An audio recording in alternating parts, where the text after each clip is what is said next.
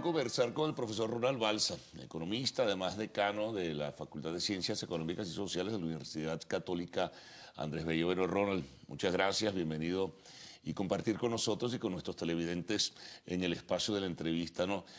Aquí hay como que dos países, ¿no? Un país que está metido en una trapisonda política que solamente está centrado en los temas políticos institucionales, con la severa crisis que se vive en ese sector.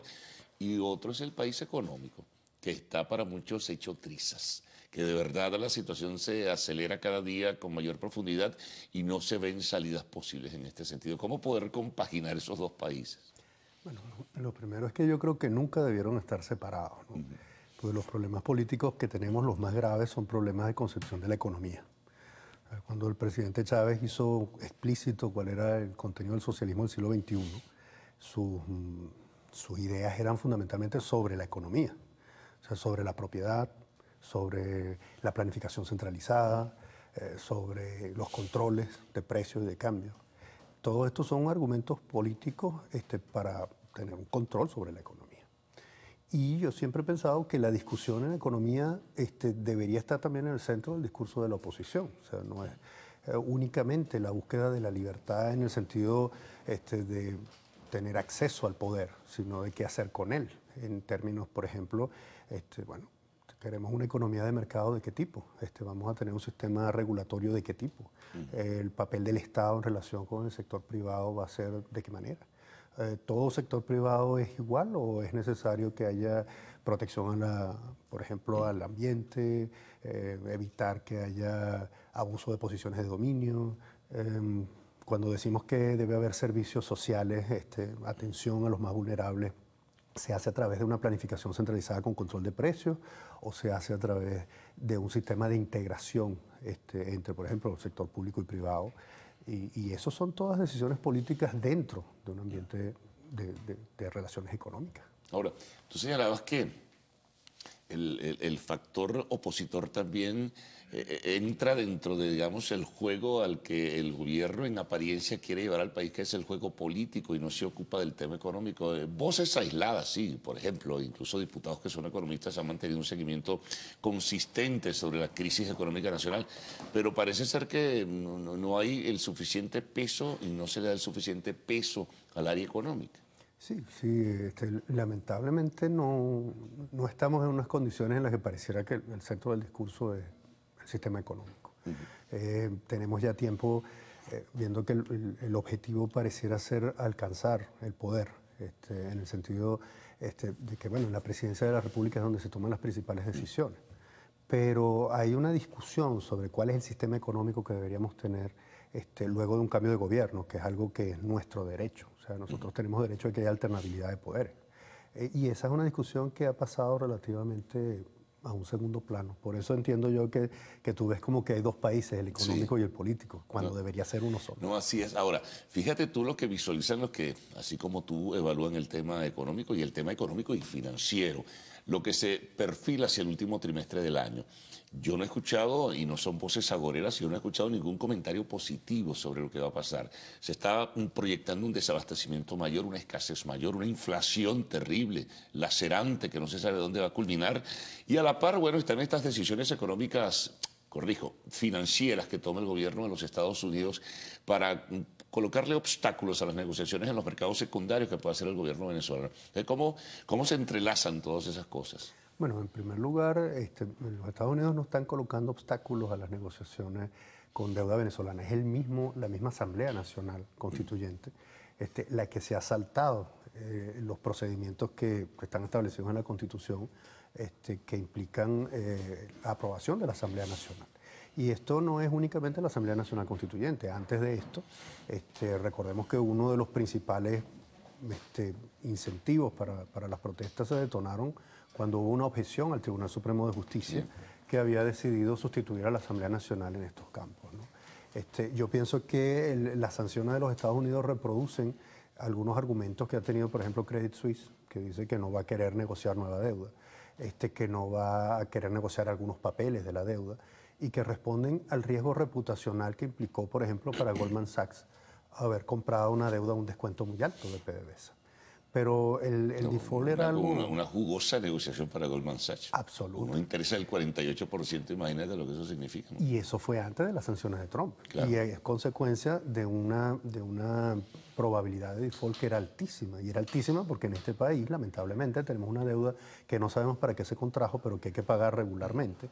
Y el gobierno lo único que ha hecho ha sido recortar importaciones a la vista de todo el mundo cuando no publica las cifras de inflación. Ahora fíjate, el gobierno, ahora que lo mencionas, Ronald, está argumentando políticamente de manera sorpresiva, bueno, el problema de que no vayan a llegar medicinas y alimentos que de lo suyo no llegan hace mucho tiempo es culpa de las sanciones económicas del gobierno o sanciones que ha establecido el gobierno de Donald Trump, pero aquí las importaciones de 2012 a 2016 han caído en 85%. Entonces, ¿cómo manejar eso? Lo está haciendo políticamente, sin duda, ¿no? Además, en las sanciones hay una excepción explícita para el financiamiento comercial con petróleo. No con se bienes cierran las humanitarios. puertas para importar si hubiese el dinero, ni medicinas ni alimentos, ni tampoco para vender petróleo a los Estados Unidos. Exactamente, y para lograr ese financiamiento. El problema es de reputación. O sea, si el gobierno de Venezuela solamente paga deudas recortando importaciones en un país donde no hay alimentos y medicinas suficientes, pues muy posiblemente los prestamistas en otros países dirán, bueno, si en algún momento no pueden seguir recortando, no van a pagar. No hace falta una sanción para que no nos quieran prestar. Hace falta solamente la anticipación de la imposibilidad de pagar. Y esa es la situación en la que lamentablemente estamos desde hace ya varios años. Ahora, el gobierno está en un dilema, el país como tal, porque con lo que tienes de la renta petrolera, que se ha reducido de manera considerable, tú tienes que tomar decisiones. O asumes la responsabilidad de seguir pagando el nuevo tramo de la deuda externa en el mes de octubre, o sencillamente declaras un default, que parece poco probable, un impago, o agarras ese dinero para importar medicinas y alimentos. Entonces, ¿qué problema tiene el gobierno, no? Claro, porque el gobierno se ha metido por un tubo. O sea, es como si nada más hubiera dos opciones, o pagar la deuda o recortar importaciones. Y hay otras cosas que el gobierno ha podido hacer. Entre ellas, por ejemplo, publicar las cifras de inflación, desempleo, producto, balanza de pagos, hacer transparente su política. Ese dicho que dice cuentas claras conservan Sí. amistades es fundamental.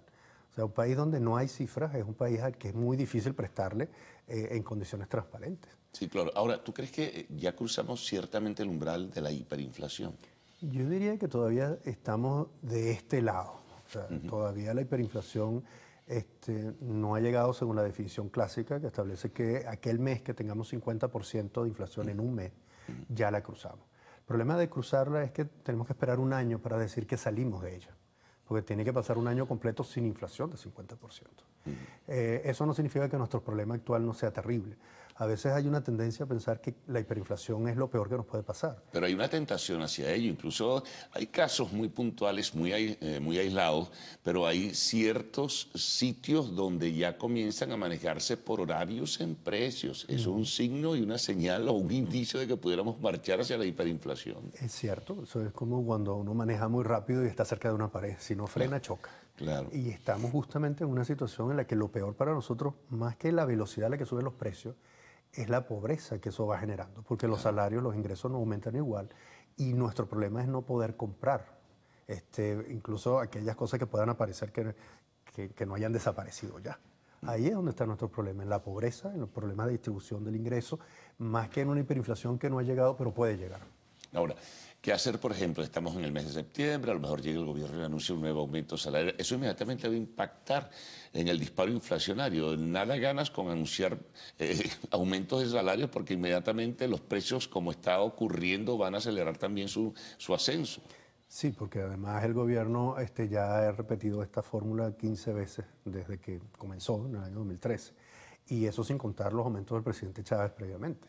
Eso se ha hecho cada vez peor, o sea, porque no se ha reconocido el aumento de la inflación debido al manejo del gasto público. Y al aumentar los salarios de esta manera, pues hay que recurrir de alguna manera, el gobierno tiene que pagarlo y eso hace que el gasto aumente otra vez, financiado por el Banco Central o por otros mecanismos que son inflacionarios. El problema nuestro es que además son medidas aisladas. Es lo mismo que decir que una devaluación resuelve esto, en sí misma no va a resolver nada. Claro.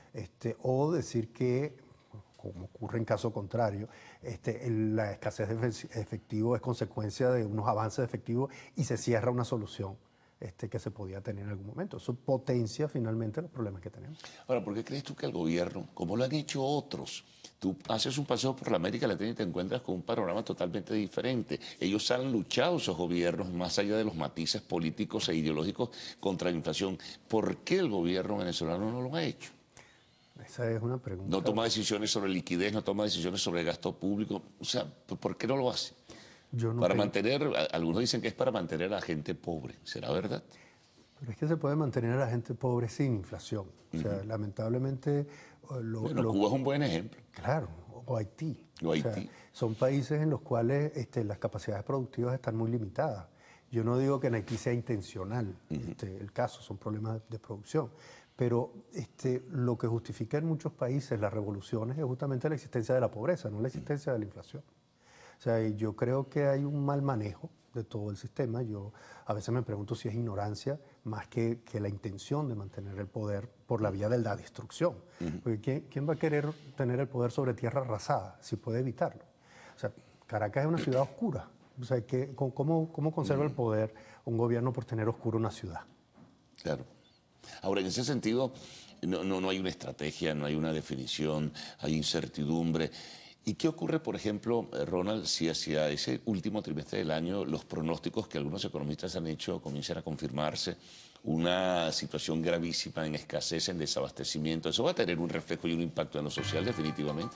Sí. Yo pienso que lamentablemente los pronósticos de los economistas se están cumpliendo ya hace años.